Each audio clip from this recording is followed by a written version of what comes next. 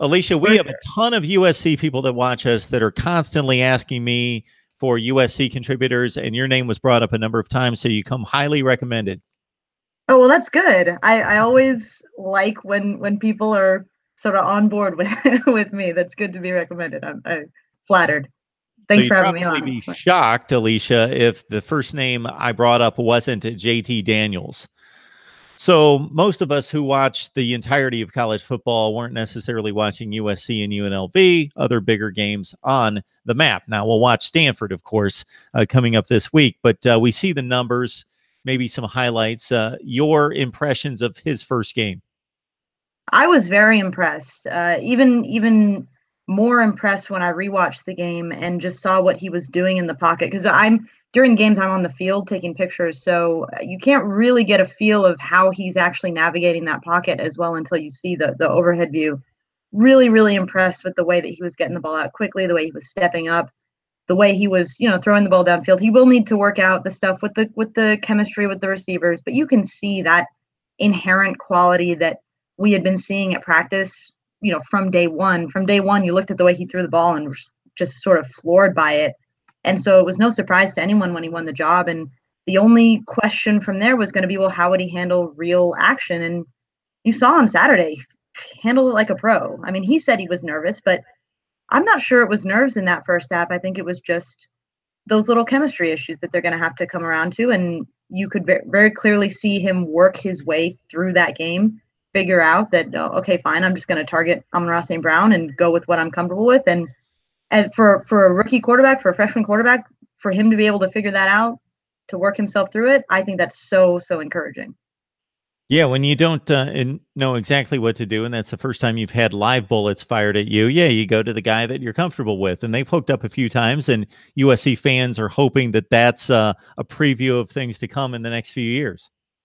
Oh, absolutely. And I think that's the most exciting thing about JT Daniels winning this job so early is, with Sam Darnold, it was like when he became the starter as a redshirt freshman, it was like, oh, great. He's going to get 3 years out of this kid. It's going to be wonderful. And then he left early, and there was almost that unfinished kind of feeling to the Sam Darnold era. Barring some strange circumstance, USC fans are going to get to see 3 years out of JT Daniels, and that's super exciting. You can see the sky being the limit with him, and hopefully USC can put together a team that rises to that level too.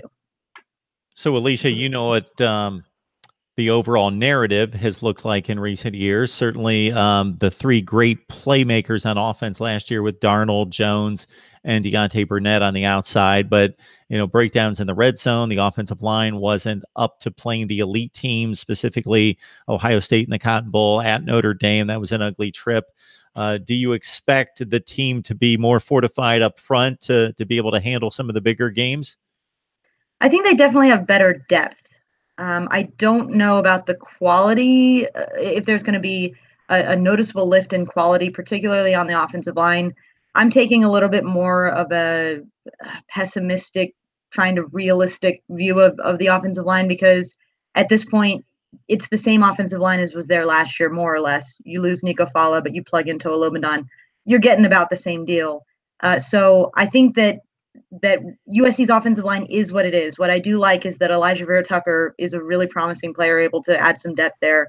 Clayton Johnson and Austin Jackson being able to switch in and out at left tackle or right tackle is something that will help fortify USC's offensive line. And then on the other side of the ball, the defensive line, obviously so much more depth.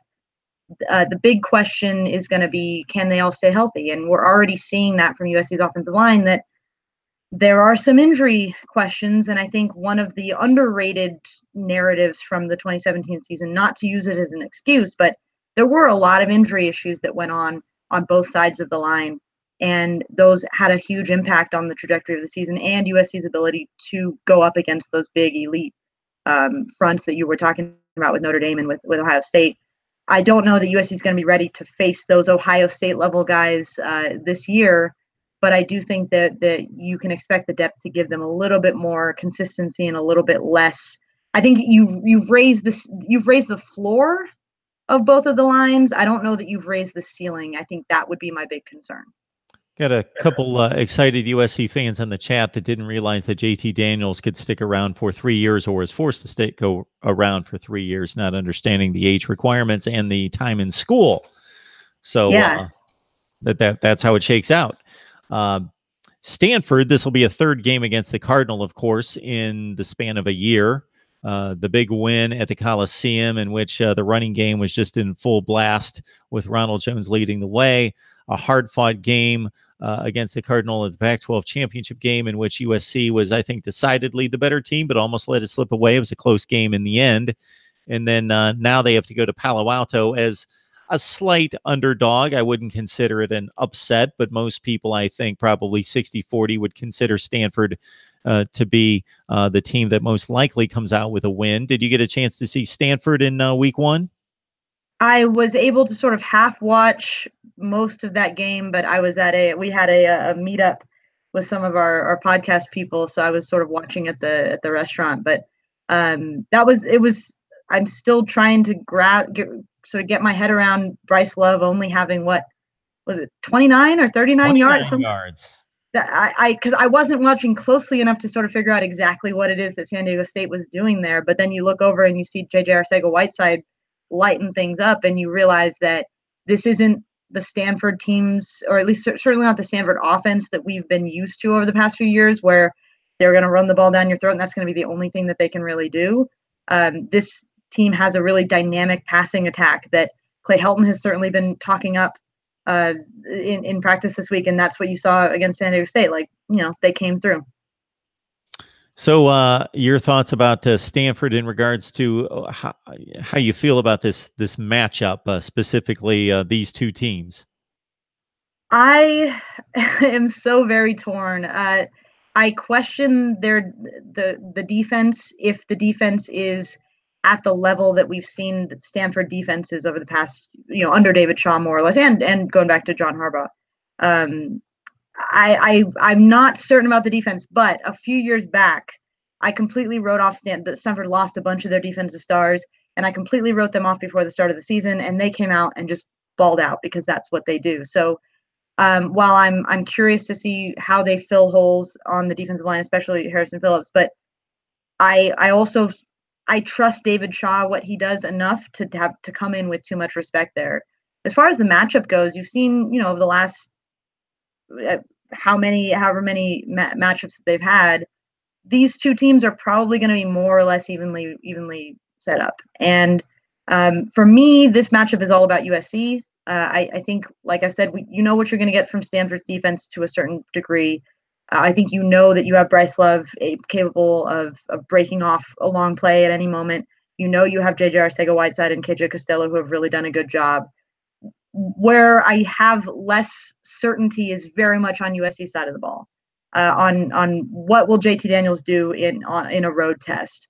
What will USC's offensive line do? Can they replicate that September performance from last year? Because if they can, USC is going to run away with this game. I'm not convinced that they can.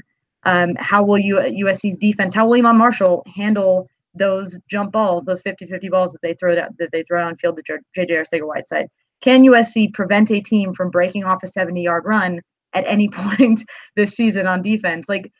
I don't know the answers to those questions on USC's side of the ball, and that's where I think it's hard to gauge exactly how this one is going to go, because, like I said, I'm more confident in what I know about Stanford than what I know about USC after week one.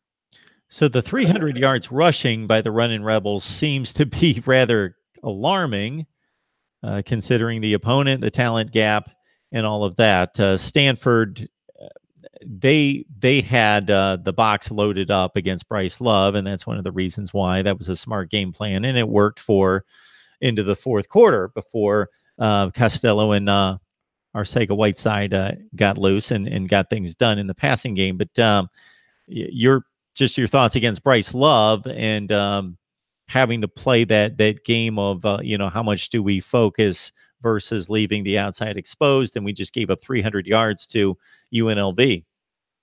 Yeah, the 300 yards against UNLV is a big concern because of the way that they happen. It's not a 300 yards where they were getting 9 yards a carry or 7 yards a carry.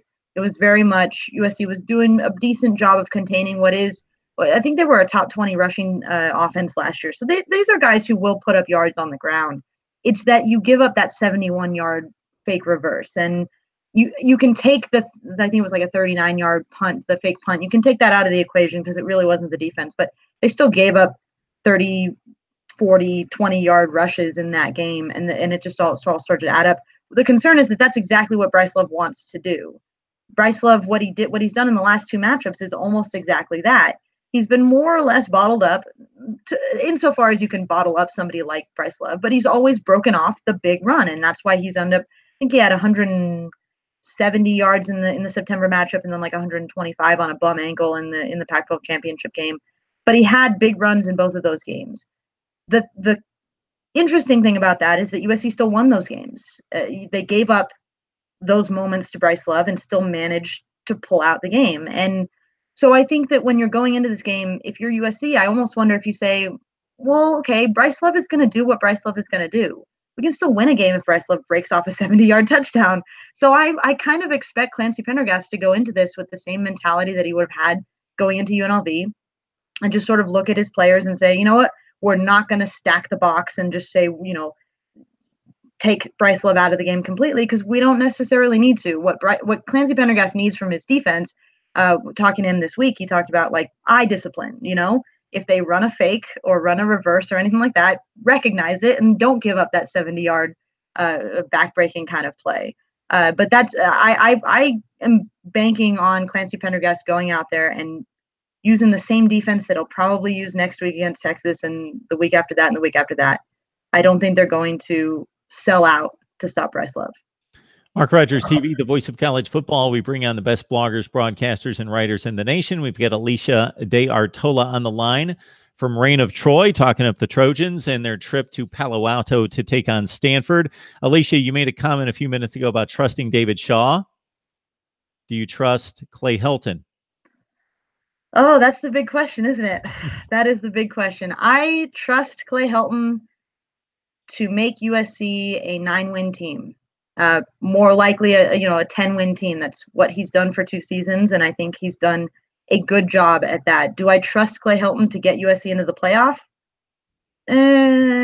Not totally. I'm not the kind of person who's out there saying that Clay Helton couldn't possibly be the guy for USC. That's not the way that I look at it. I think you have to acknowledge the good things that he's done, and he's absolutely had success. It's when you talk about the ceiling, I don't trust the ceiling. I think he's a good head coach. I don't think he's a great one. If that means not trusting him, I guess. But you could also apply that tag to David Shaw as well. David Shaw will have Stanford running at this level he has them running, but has he been able to get over the hump? Not so much with Stanford either. So that's sort of where I stand on both of them. Very fair. USC with a 43-21 win over UNLV. JT Daniels' era has begun. It's underway there at the Coliseum. He was so excited about what he was able to do. Knows he has a lot to learn. Coaches on both sides, from what I read, had glowing things to say about his performance, and more so his poise, considering the moment, and getting that thrown in his lap. Game 1 right out of the gate, unlike Sam Darnold, who watched Alabama run over his team, and then went into that Utah game and finally got did he get the start, or did he take over in that Utah game on the road? Yeah, he got the start going into that game. They announced him in the week. Yeah, so then they dropped to 1-3, and then he goes on the run to the Rose Bowl win. All right, Alicia, anything we've missed in this little matchup? I think we've covered just about everything. It's going to be a super telling game. I'm excited for it. It's always a big thing to look forward to in September, and I think it's a game that sort of gets the Pac-12 season off to a fiery start, if nothing else. All right, Alicia, if you can let people know where to find you. Yeah, we're on Twitter at Reign of Troy. You can find me personally on Twitter at Penguin of Troy. It's reignoftroy.com. We're on Facebook. We're on Twitter. We're everywhere. We have a podcast, Patreon, patreon.com/Reign of Troy for subscribing. We do bonus podcasts and all of that kind of stuff. So we're all over the place. If you're a USC fan, hopefully you see us around. All right, USC fans, I hope you're satisfied. I tried to do it up as well as I could this week, prepping the big Stanford game, and we love talking USC football. You have to. It's one of the great brands in college football. All right, Alicia, appreciate you stopping by. For sure. Thanks for having me. It's been fun. All right, Alicia De Artola, Reign of Troy, as we break down college football. Of course, we talked to South Carolina and Georgia during the 7 o'clock hour, took on some Iowa State, and then, of course, USC and Stanford late night here. And we'll get this posted on our USC channel as well. Anything on the live chat, I will check it out and maybe take a call or two before we call it a night here at Mark Rogers TV. Tomorrow at 11:30 Eastern Time, we have Steve Merrill on from Pro Sports Information to talk college football betting and look at the lines and the games and the odds for this week. I enjoyed that conversation each and every week last year during the 2017 season. And Steve and I will get together every Friday. So look out for that live stream. It's at 11:45 Eastern Time tomorrow. And then, of course, if you miss it live, you can see the recorded version right here at YouTube. So like, comment, and subscribe. If you got friends and family out there, please tell them about us if they love college football.